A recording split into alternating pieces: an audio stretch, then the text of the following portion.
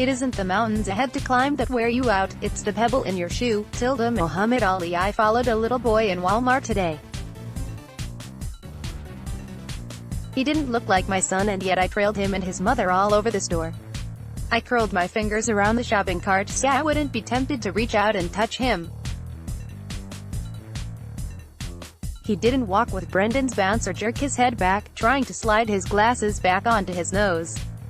He didn't have his sarcastic smile or those tiny freckles scattered across his cheeks. But he had the same cowlick sprouting from the back of his head. I wheeled my cart around and followed this little boy who looked nothing like my son. I itched to brush this boy's hair, just like I did before Brendan grew too old and wiggled away. I used to smooth his spikes down and then laugh when they sprang back up, no matter how much gel I used. By the time he became a teenager, he gave up trying to tame them and left it messy and wild. And now, I'll never get a chance to touch his hair again. My son died in an accident a week before his first day of high school. I followed this little boy through the aisles, zigzagging across the store. He spent a long time debating which Lego set to buy. I knew the perfect one, the Star Wars battleship, but I said nothing. A few minutes later, he and his mother walked out of the store while I stood there, that hollow feeling gnawing me from the inside. I'd learned to steel myself when I saw Brendan's friends at the high schooler celebrated his cousin's 16th birthday, but I didn't expect something so small as a wisp of hair to make me stumble. That boy's hair was my pebble. You're never sure what tiny thing will make you stumble. A few months after Brendan died, my husband went to a funeral. It was for his friend's grandmother, a sad passing, but not tragic like losing a 15-year-old son. We both feared it would be too much for him.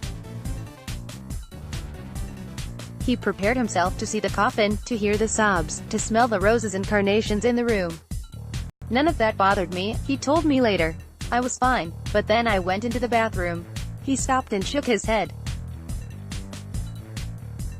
I dried my hands on the airdryer and all I could see was that first time Brendan used one of them.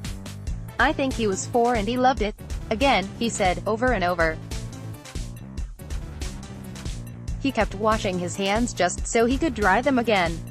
It wasn't the tears of the mourners or the wooden casket covered in flowers that made him break down. It was the memory of Brendan laughing while watching the skin on his hand bubble and dance. Michael had steeled himself against the mountain, but it was the pebble that brought him down.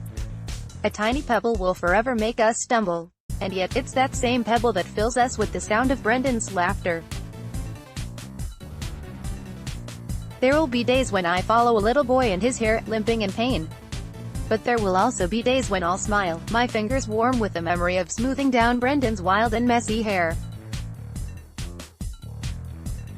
Life is made up of these moments. Joy and heartache are woven into a tapestry of love. There are days when I want to pull on the threads of pain, but I know I risk unraveling it all. After Brendan's accident, icy shock seeped inside me and froze my memories. I couldn't remember his favorite foods or the nickname he called our dog. I couldn't even say what we'd had for dinner on our last night together. But my daughter Lizzie remembered the special nachos he'd made after dinner that night. He called them victory nachos, she said, and I smiled, picturing him slicing salami into perfect strips. He'd sprinkled them on top and dove into the pile, eating only one chip at a time. And Zach remembered the way he and his brother would lie on their backs on the trampoline, waiting until the sky grew dark. They'd search for the first star to twinkle in the sky and then close their eyes and wish that pigs could fly. We shared our memories in a notebook we left on the kitchen counter.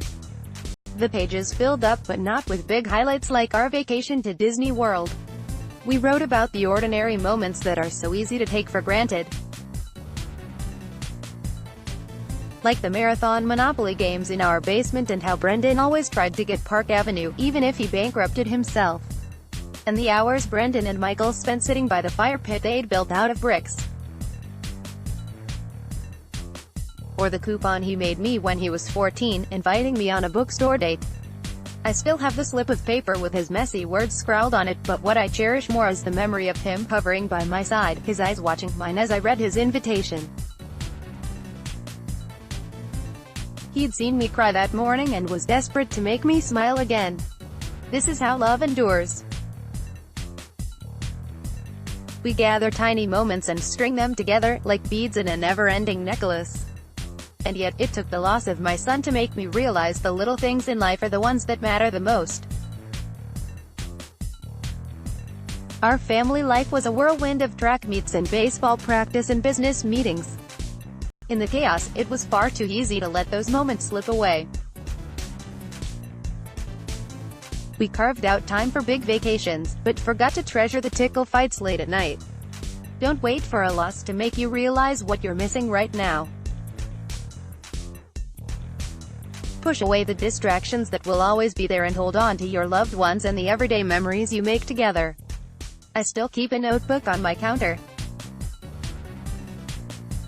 I write down the piano song Zach played on my birthday or the way my daughter giggles when I touch her knee. And I pick up pebbles on my walks. I slip them into my pocket. It's a gentle way to remind her to cherish the smallest moments in life. About Linda Broder. Linda Broder is a writer and musician living in northern New Jersey. She is currently working on a memoir about faith, mystery and the healing magic of playing the harp.